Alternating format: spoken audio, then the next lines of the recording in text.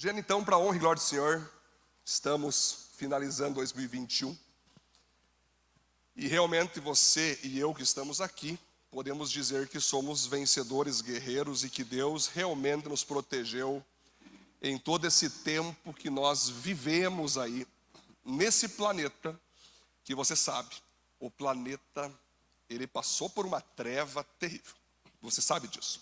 O planeta, de modo geral, passou por uma pandemia. Milhares de pessoas foram levadas nesse tempo de pandemia, né? Pessoas cristãs, pessoas não cristãs, né? Pessoas que estavam bem com Deus, outros que não estavam bem com Deus. Mas no meio de tudo isso nós entendemos que a vida está nas mãos de Deus. Então, se Deus levou por Covid ou Deus levou de outra forma, era o tempo determinado de cada pessoa subir aos céus. Deus não se surpreendeu, né? Alguns partiram de modo natural, outros partiram de acidente, outros partiram de pandemia, Covid. Porque Deus, ele tem um tempo determinado para cada um viver na terra. Mas o que é interessante é que eu queria que você glorificasse muito a Deus, porque no meio de tantas pessoas que Deus escolheu levar, Deus escolheu conduzir para fora da terra, você ficou. Nós ficamos, queridos. E nós ficamos por causa de uma razão. O planeta deu uma girada muito rápida. O planeta, com tudo que aconteceu, antecipou 50 anos em modo de controle, em modo agora de tecnologia avançando.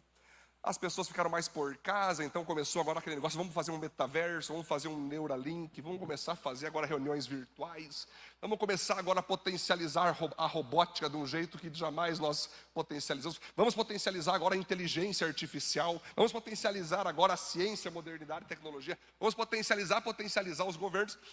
E esse planeta que nós estamos então agora inseridos, que é um novo planeta já, Deus, como ele sempre faz, ele deixa os seus profetas, né?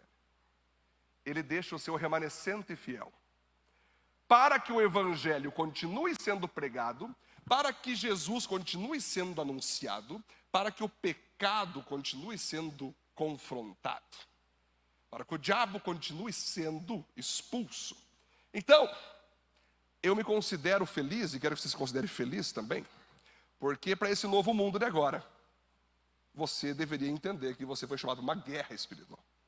Você foi chamado para uma guerra social, uma guerra ideológica, onde um novo planeta se levanta com tendências satânicas, carnais, pecaminosas, mas ao mesmo tempo que Deus permite essa mudança no planeta, ao mesmo tempo, sempre eu falo assim, Diego, Deus e o homem agindo é que nem um trilho de trem. Se você pegar um trem, tem tem o ferro da esquerda e o ferro da direita. Deus vai permitindo o homem causar maldades, mas ao mesmo tempo ele vai fazendo a sua vontade no outro lado. No final as duas se cruzam. Então, se nós estamos vivendo um planeta que está estranho, muito controle, muita fake news, muita mentira, muita coisa acontecendo para que o diabo tome poder de vez na terra.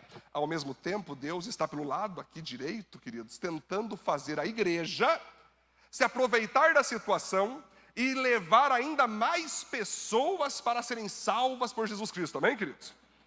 C.S. Lewis diz que o sofrimento é o megafone que Deus usa para chamar a atenção do planeta.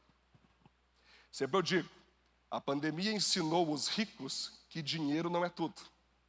A pandemia ensinou pessoas que são apegadas a familiares que família não é tudo, porque eles perderam alguns familiares.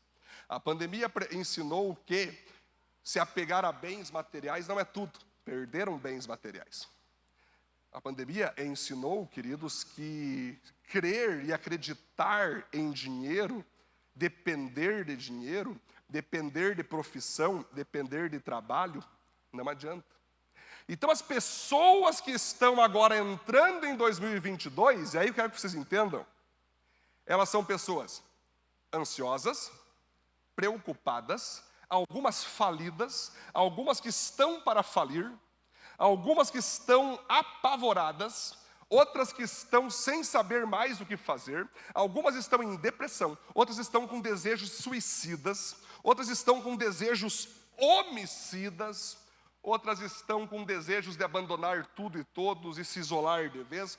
Estamos tendo esse povo que está querendo agora uma resposta. Bom, se o mundo que eu acreditei não pôde servir às minhas ambições, eu espero que algo seja apresentado a mim que venha me suprir. E por isso nós estamos entrando no ano da esperança. Nós vamos mostrar para todo o planeta, de forma poderosa. Você vai ver o que eu estou falando. Com o tempo você vai entender o ano passando. Ei, tudo que tu tanto espera para a tua vida, que você seja feliz, que você seja tranquilo, que você tenha uma certeza, tanto na vida como pós-vida, se encontra em Cristo Jesus. Você tem esperado que o dinheiro pudesse te realizar, ele não realizou. Você tem esperado que pessoas te realizassem, essas pessoas não te realizaram.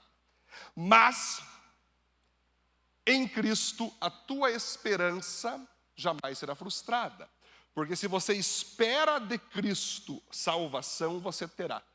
Se você espera de Cristo consolo, você terá. Se você espera de Cristo eternidade ao lado dele, pode ter certeza que você vai ter, porque Jesus é eterno. Jesus não vai morrer mais uma vez. Ele morreu para cumprir a morte de nossos pecados, ressuscitou ao terceiro dia, mas você jamais vai perder Cristo. E a nossa esperança, então, queridos, está nisso. Nós temos que agora mostrar para nós mesmos e para as pessoas ao nosso redor que uma esperança que é certa que nós alcançaremos o que esperamos está em Cristo Jesus. Bora aplaudir a Deus por isso? Sempre eu digo que frustração é uma espera que tu não alcançou. Você esperou algo, você não alcançou aquilo que você esperava e houve a frustração. Agora, quando você espera algo e você alcança aquilo, você alcança algo chamado realização. Então, queridos, nós vamos trabalhar agora um texto aqui, 2022, o ano da esperança, essa é a mensagem. Rapidamente da história de Noé, Gênesis 8, 1 ao 19, pode passar lá o nosso texto. Muito bom. Olha que legal.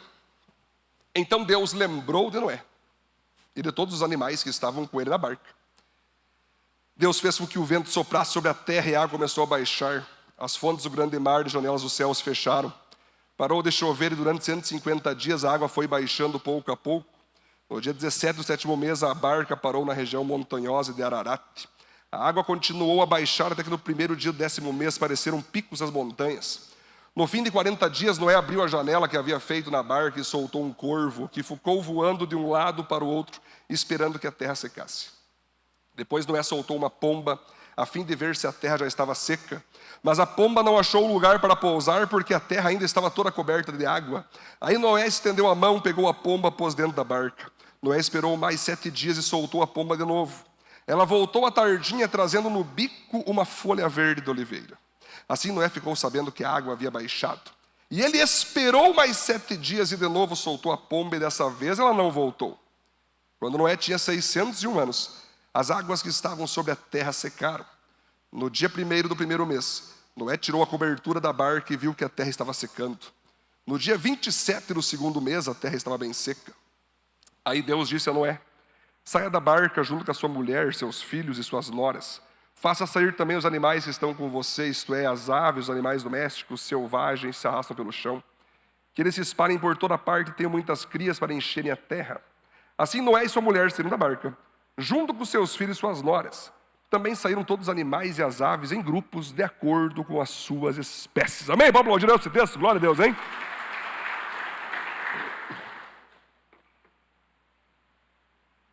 Nós vamos ver ali então o livro de Gênesis, contando a criação de Adão e Eva, contando a queda de Adão e Eva, contando o assassinato de Caim contra Abel, contando como o pecado foi tomando conta daquelas gerações, chegando ao ponto daquelas pessoas serem tão pecaminosas, mas tão pecaminosas, se relacionavam filho com pai, se relacionava familiar com familiar, eram orgias de todos os tipos, roubos. Ninguém praticamente temia a Deus, o que aquela geração que estava vivendo ali queria era pecado, era carnalidade, era viver pro eu. Aí chega um momento que a Bíblia vai falar que Deus se arrependeu de fazer a humanidade. Muitos teólogos falam, como assim? Deus se arrependeu mesmo? Mas como Deus pode se arrepender de algo que Ele fez? Será que Ele reconhece que Ele errou de ter feito a humanidade? Não.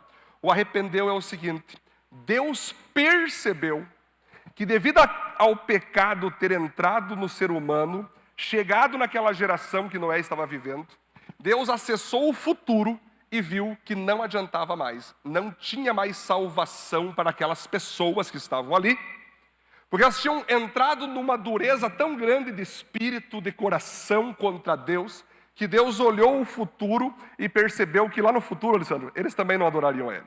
Aí Deus decidiu então destruir essa geração. O interessante é que quando Deus vai destruir uma geração, Ele sempre vai deixar um remanescente fiel. Em nenhum momento Deus perdeu aqueles que o amaram.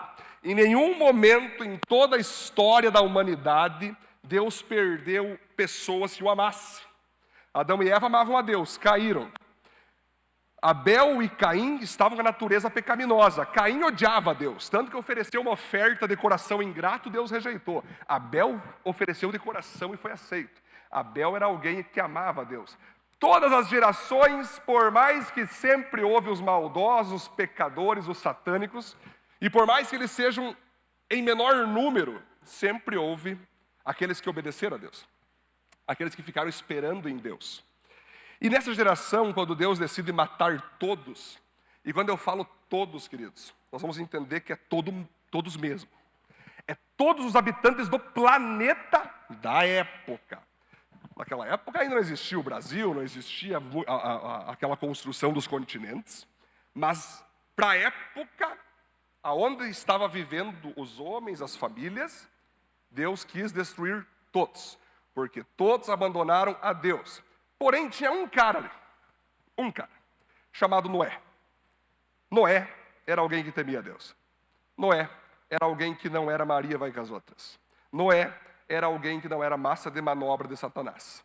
Noé acreditava em Deus, honrava a Deus, praticava a palavra de Deus, era santo, puro, com caráter, era um profeta para a geração dele. Aí Deus fez o quê, queridos? Assim como minha esposa pregou aqui, alguns dias atrás, sobre Maria, quando Deus foi escolher uma mulher para ter Cristo no ventre, Deus não escolheu qualquer mulher, Ele escolheu a Virgem Maria, uma mulher pura. Então, quando Deus quer fazer uma revolução, castigar uma geração, pesar a mão sobre muitas pessoas, Ele vai precisar usar profetas, pessoas de Deus, pessoas que o amem acima de tudo. Então Noé foi esse cara.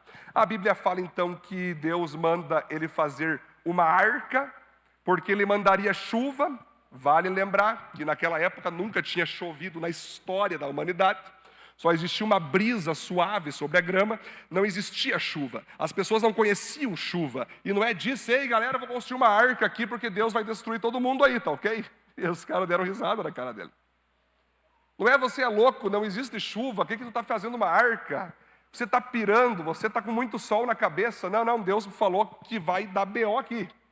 Deus falou que Ele vai destruir todos nós. E Ele mandou fazer uma arca. Então assim, galera, enquanto eu faço a arca, quem puder vir junto comigo, se arrepender aí, Ele vai mandar um dilúvio. Os caras riram, deram risada, ironizaram, porque não existia chuva. Não era louco, não era bêbado, Noé não batia bem na cabeça, Noé estava perdendo a chance de usar seu corpo para as orgias, Noé estava perdendo o tempo passar, podia ter várias garotas, podia ter aí as drogas da época, podia ter a fama e os poderes da época, mas ele não quis, ele era louco. E agora começou a construir uma arca de uma chuva que nunca veio e que nunca vai vir. Aí você percebe, queridos, que Noé vai construir a arca, Deus, por misericórdia, dá a chance da família de Noé entrar junto, não por causa dos seus méritos, porque certamente a família de Noé também era pecaminosa, mas quando eu sirvo ao Senhor, a potencialização da minha família se dobrar a Cristo é muito grande também. Eu e minha casa, o quê? Serviremos assim. Aí Deus, então, permite a família de Noé entrar, permite cada casal de animal entrar, porque ele está anunciando: eu vou destruir esse planeta e vou fazer um novo a partir de ti. Eu fico imaginando a cena. Eles entram, depois de um tempo de trabalho, começa a chover, queridos. Chove, chove ali. A Bíblia fala que o próprio Deus fechou a porta da arca, que era uma porta gigante, o próprio Deus fechou. Fico imaginando aquela geração vendo a chuva caindo. Meu Deus, tu estava certo, Noé, deixa nós entrar. Aí Noé dizendo: eu não posso mais abrir a porta. A porta é Cristo, a porta é Deus, a porta é a palavra. Eu só era um porta-voz da palavra. É triste, mas eu avisei vocês que isso ia acontecer e vocês vão ter que morrer agora. Eu fico imaginando o desespero daquela galera ao perceber que a porta fechou. Galera, a Bíblia fala que chove então 40 dias, 40 noites. O tempo suficiente então para a arca se levantar lá em cima nas alturas com a água e todas as pessoas daquela época morrendo afogadas. Moisés então entra para dentro da arca, ele está dentro da arca, guardado pela arca, e quem não estava na arca foi consumido, foi destronado, foram mortos. Foi uma das primeiras vezes, Robson, que a palavra quarentena aparece na Bíblia. Você viveu muito essa palavrinha quarentena. Quarentena. Fique em casa. Não saia para fora. Porque a quarentena ela nos mostra que, de fato, algo novo vai acontecer aí. Tem algo. Gente, eu não quero ficar falando de política e nem do que eu sei de bastidores mundiais. Mas você acha que o Covid veio à toa? Sério que tu acredita nisso? Sério que tu acredita que foi por acaso que o Covidinho veio? Sério? Foi sem querer? Querendo? Os bastidores mundiais sempre tem pessoas que estão criando formas de transformar o planeta. E, infelizmente, determinadas transformações, Nicolas, precisam de morte. Determinadas transformações, às vezes, há pactos de sangue, há pactos de genocídio. Quando Deus quis operar na geração de Noé, queridos, vocês viram o que aconteceu. Ficou Noé e a família. Então, o que nós podemos aprender nessa rápida introdução aqui?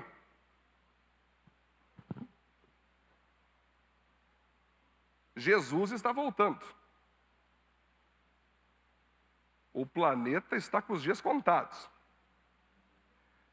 A hora que descer Jesus nas nuvens, você vai junto para essa arca ou você fica?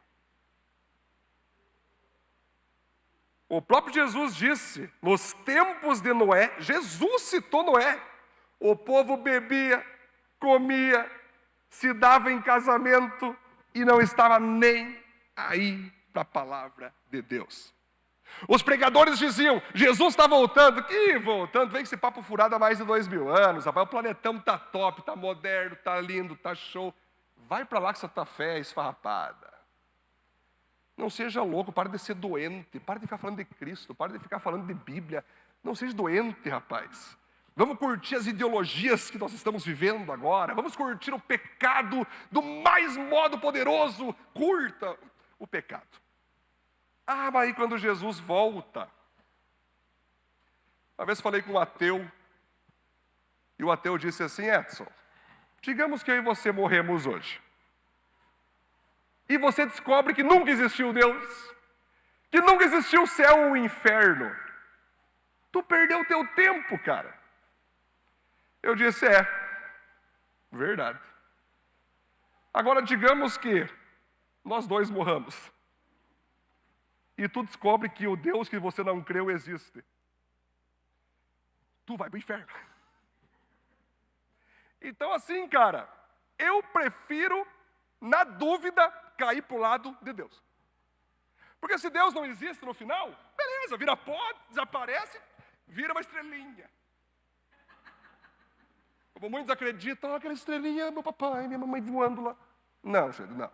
Tudo bem que tem ajuda, mas isso é mentira. Tá?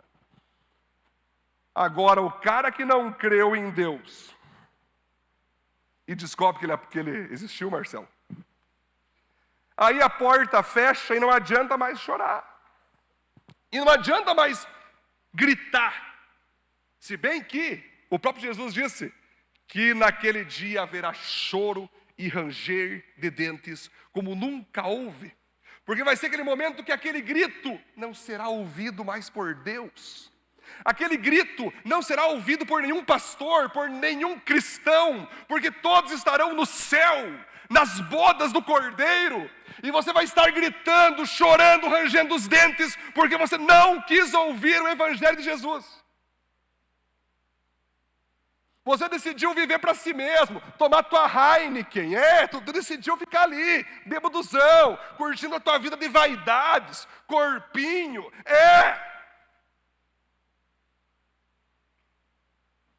E aí, querido, você daria tudo para que tu não precisasse ter pecado tanto para o inferno que vai chegar. Está todo mundo aí, Cristo? Vocês estão respirando aí? Glória a Deus, amém. É isso aí. É isso aí, queridos. Eu só estou introduzindo a mensagem, queridos. Noé é esse símbolo. Por isso, cara, enquanto a vida, há tempo de você se consertar com Deus. Porque o que está para vir, e na verdade já veio, vai revelar muita coisa. Vi um vídeo agora do agricultor, que ele pega um joio e pega um trigo, João, na mão. Aí são iguais, o joio e o trigo são iguais, Rosa, iguais. Aí ele pega o joio, olha, gente, aqui é o joio. E ele amassa o joio, amassa. Ele tira na mão, só vira pó. Ele sopra. Era só palha. Aí ele pega o trigo, amassa, ele sopra, sai a palha e fica os frutinhos. Aí ele fala assim, Jesus disse isso, né? Que nos últimos dias nós saberíamos quem era trigo e quem era joio. Deixe o joio e o trigo crescer juntos. Mas no meio da pressão, no meio de pandemias, no meio de crises, Deus vai esmagar cada um e vai revelar para você e para mim se nós somos de fato crente ou não somos. Crente que não dá fruto é joio. Pode vir na igreja, pode fazer classe, pode participar até de pequeno grupo, rapaz. Mas se tu não muda e tu não dá fruto, tu é joio. Pode parecer crente, mas se tu não tem fruto, tu é joio. E a Bíblia diz que o joio, o próprio Deus vai pegar, vai amarrar e vai lançar no fogo do inferno. O trigo não.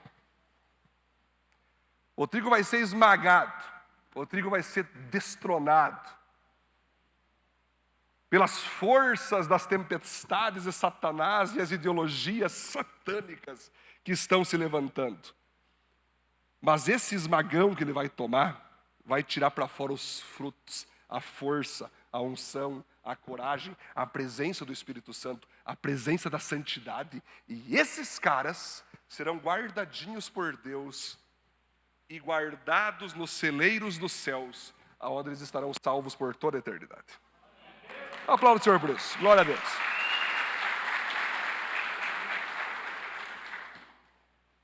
Com isso, então, queridos, ponto 1. Vamos lá, vamos trabalhar nosso ponto 1.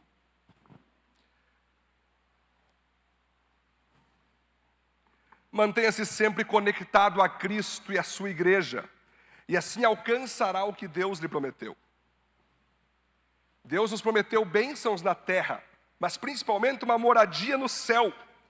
E essa é a nossa esperança, a nossa principal esperança. Noé, queridos, ele é um tipo de Cristo. Ele é um tipo de símbolo do Espírito Santo e um tipo de evangelista dos nossos dias. Todos que estão aqui, eu tenho certeza, já cruzaram por inúmeras igrejas. E agora estão ouvindo aqui na Viva uma mensagem. Assim como Deus usou Noé na sua época, Deus vai usar pastores, líderes cristãos para anunciar a palavra de Deus. Cabe a você obedecer ou não essa palavra. A arca de Noé, que ele constrói, simboliza o reino de Deus. Que se você ouve Noé, o Espírito Santo, o símbolo do Espírito Santo, ou ouve uma pregação e entrega a vida para Jesus, você imediatamente é transportado do mundo de trevas para entrar num reino de luz. E nesse reino de luz, nós vamos saber que vai haver proteções, regras, princípios, valores que vão te guardar, no qual nós chamamos de arca. Dentro dessa arca, o próprio Deus disse, leve a sua família, porque família na Bíblia, pessoas, seres humanos entregues a Deus, é a igreja, é a comunhão dos santos. E quando você vê os animais ali, então você veja, eles levaram milhares de par de animais ali. Existia trabalho árduo, existia trabalho para alimentar, trabalho para limpar, para organizar. Isso são os dons e habilidades que Deus quer usar você ainda na terra, dentro dessa arca, para você produzir frutos para Jesus na terra. Então, quando você está conectado com Cristo, conectado com a igreja, dentro do reino de Deus, usando suas habilidades para fazer a obra do Senhor, a hora que vir o dilúvio, você não vai ser atingido. Quando vir o dilúvio do inferno, tu não vai ser engolido. Quando vir o dilúvio dessa terra, que muitas vezes são consequências do próprio ser humano, você poderá ser guardado, se assim Deus quiser. Alguns Deus permite ser levado porque é o tempo dele. Um planeta, um mundo que não respeita mais o próximo, um planeta que aborta, se prostitui, joga efeito estufa para tudo que é lado, gás, e vai abrindo, e vai confrontando o meio ambiente, e vai fazendo de tudo, vai tendo guerra, vai tendo estupro, vai tendo pedofilia, um planeta que tem corrupção que nem água, achou que não ia ser castigado. Mas foi. Assim como a geração de Noé corrupta, carnal, satânica, foi engolida por um dilúvio, digo a vocês, que muitas coisas Deus está permitindo sobre a terra, porque o planeta tem derramado sangue. Não sei se você sabia, na China, que você ama, alguns amam a China como modelo de país. Eu amo a China, o Lulinha, paz e amor. Lá, eles comem fetos assados de bebês. Tem caranguejo, tem feto, o que tu quiser. Acharam que Deus ia assistir isso o tempo todo e não fazer nada? Entendam, meus queridos irmãos, o profeta Jeremias dizia, parem de pecar, povo de Israel. Parem de pecar, povo de Israel, porque Deus vai pesar a mão. Não pararemos de pecar. Beleza. Próximo livro, Lamentações de Jeremias. Ele era profeta, ele avisou, e ele teve que sofrer junto. Então a igreja tem que sofrer junto com o planeta, algumas coisas que tem por aí acontecendo debaixo do nosso nariz, que nós imaginávamos que Deus não ia contrapor, mas Ele contrapôs. Então cabe a você decidir se você vai ficar dentro da arca ou fora da arca.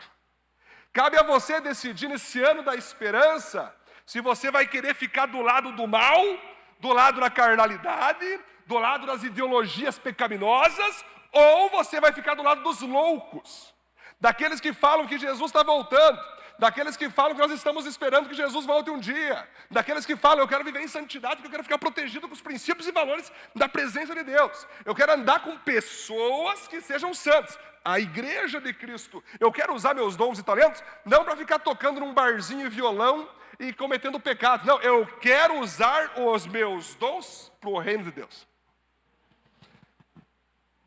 Porque a hora que o dilúvio vir, se tu estiver fora da arca, vai você e a tua Heineken junto, para o quinto do inferno.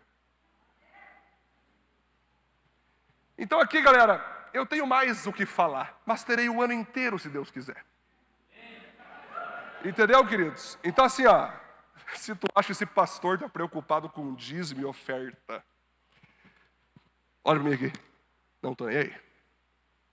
Sim, o meu papel é pregar o evangelho. O papel de Deus é prover essa igreja. Então, Deus irá me cobrar das verdades que eu irei falar para você. Deus vai me cobrar. Você falou, você pregou, você anunciou, você deixou claro. Deixei, Senhor. Aplaude Deus por isso, aplaude Deus. Eu sei que é desconfortável, eu sei que é muito complicado. Mas antes de você ter esperança naquilo que é correto, eu tenho que matar aquilo que está errado. Aquilo que muitas vezes você espera e não é de Cristo, não é de Deus. O ponto 2, vamos lá. Temos 3 pontos e nós vamos finalizar. Ponto 2. Mantenha morto seu velho homem. Olha isso, gente, preste bem atenção agora, gente. Certifique-se diariamente que seu velho homem está morto e que Cristo ainda habita em seu coração. Olha só.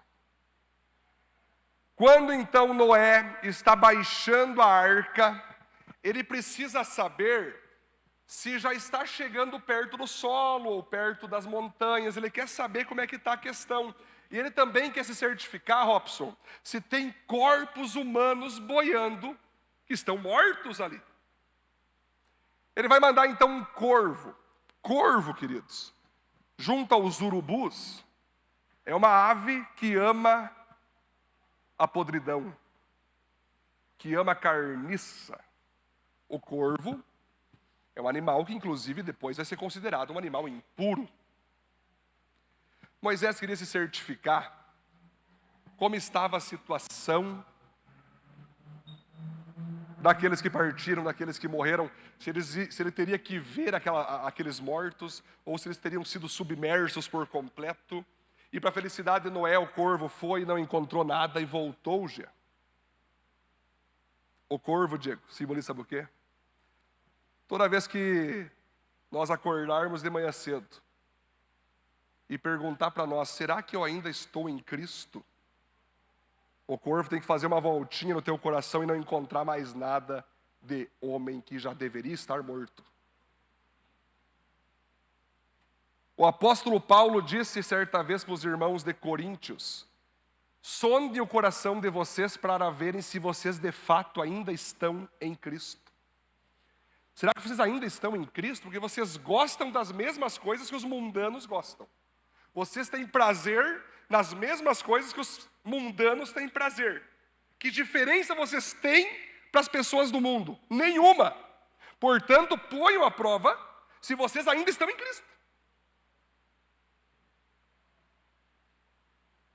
O corvo, queridos, ele também simboliza, se você passar um pouco os livros bíblicos e você ir em 1ª e 2ª Reis, você vai ver que o profeta Elias está com fome no jejum, e a Bíblia fala que Deus envia corvos para alimentar Elias. O corvo simboliza a adaptação a um novo momento de vida. O corvo era uma ave ali, que Deus estava profeticamente dizendo, Noé, todos aqueles homens morreram. E você terá que se adaptar agora para uma nova realidade, para um novo planeta, onde você vai ser o pioneiro de uma nova geração. Então, quando você entrega a vida para Jesus, você tem que entender que o velho homem morre. Quando você vê Cristo morto numa cruz, você tem que lembrar que Cristo morto é um símbolo profético, que quando você entrega a vida para Jesus, o teu velho homem tem que morrer ali, para um novo homem, uma nova mulher nascer. Então, o corvo mostra que nós não devemos apenas dizer que o nosso velho homem morreu, como devemos nos adaptar aos valores, culturas bíblicas e modo de viver de um cristão.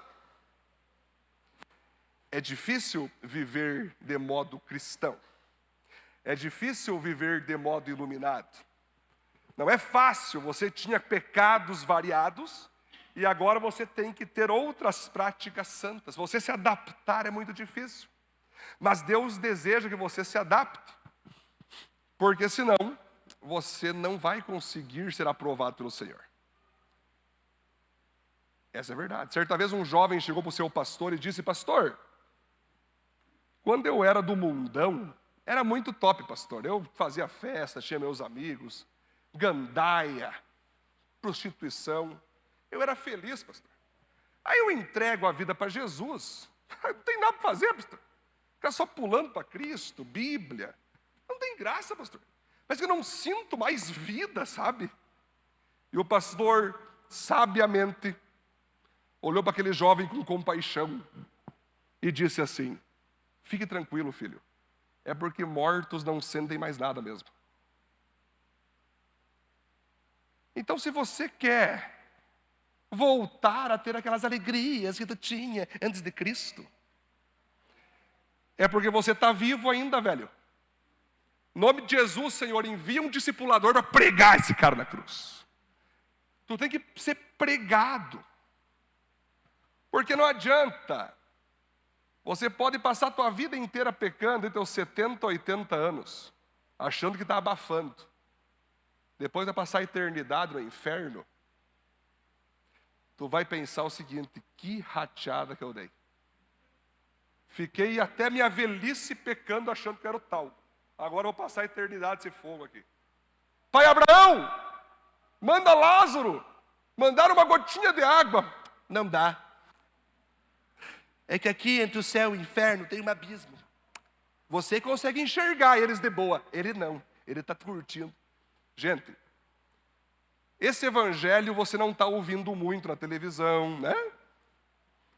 Esse evangelho você não tem ouvido muito por aí, né? Mas é esse que eu vou pregar, porque esse que é o evangelho de Cristo. Você tem que ter temor do que pode acontecer com você. Gente, Deus me mandou contar uma ilustração, uma experiência que eu tive no meu primeiro ano de conversão. Lembro até hoje. Eu precisava pegar um ônibus, e aí eu pedi informação. Cara, tem uma parada, eu creio que era em Panambi, mas foi lá há muito tempo atrás. Tinha 17 anos. Onde é que tem uma parada de ônibus? Eu tenho que ir para tal lugar. Daí a pessoa me falou assim, Jean, ali tem uma parada ali. Ali tem uma parada ali. Paradinha verde, assim, eu achei esquisito, né? A Vipan geralmente é uma porcaria, mas verde, assim, eu fiquei, ué. Olhei, fiquei ali, esperando o ônibus. Nada do ônibus. Cadê o ônibus? Daqui não veio o ônibus. O ônibus. O ônibus chega, Marcelo, e passa reto. Mas o quê? Mas o que é isso? Eu olho para trás, está escrito, ponto de táxi. E aí eu falei, Deus, o cara me enganou. Por que o Senhor permitiu isso, Senhor? Aquele meio semi-adolescente, né, indo para a juventude. Pô, Senhor, quero encontrar um propósito nisso tudo. Aí o Espírito Santo vem e me fala algo que eu tenho certeza, eu tenho certeza que você vai carregar para o resto da tua vida.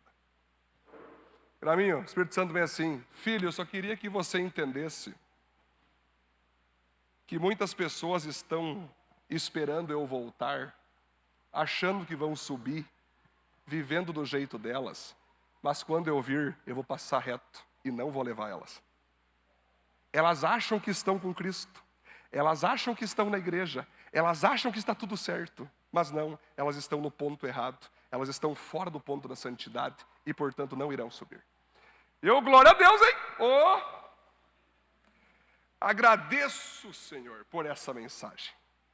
Dei testemunho na igreja que nós ia sobre isso, falei para todo mundo e preciso falar para você isso. Já parou para pensar se você está no ponto de ônibus ou no ponto de táxi? Será que as práticas da tua vida representam um ponto da onde Jesus vai poder voltar e vai te levar? ou as práticas da tua vida simbolizam um ponto aonde Cristo vai vir e não vai te buscar? O ponto 3, e último ponto. Relaxa o coração, queridos. Tranquilo, é uma palavra profética. É uma palavra que vai te animar para o ano inteiro. Amém? Tem que te animar, né? Deus responde nossas orações com sim, não e espere. Olha só. Jamais tome nenhuma decisão sem o aval de Deus. Nós vamos perceber então, queridos, que então quando o corvo volta, Noé vai pegar uma pomba agora e vai lançar a pomba, porque caso a pomba encontrar alguma árvore, ela vai trazer uma planta, alguma coisa assim, uma folha. A pomba vai e volta, ou seja, a água ainda não tinha descido até as margens das árvores da terra.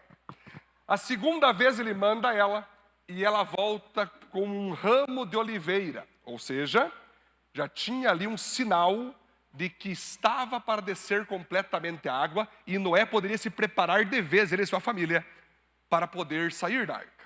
Na terceira vez, a Bíblia fala que a pomba não voltou mais, simbolizando então que a pomba tinha encontrado o território e agora Noé poderia descer com a sua família, viver a nova terra, viver o novo tempo que Deus tinha para ele. Uma vida baseada em Cristo, uma vida baseada na santidade, é aquela vida que você não ousa se movimentar nem para o lado direito, nem para o lado esquerdo, sem que Deus te dê o aval de que você faça isso. Existem muitos cristãos que Deus fala, não faça, eles fazem igual e quebram a cara. Se Noé pega e abre a janela, vamos ir para a terra nova, e cai, morre junto que nem todos os outros.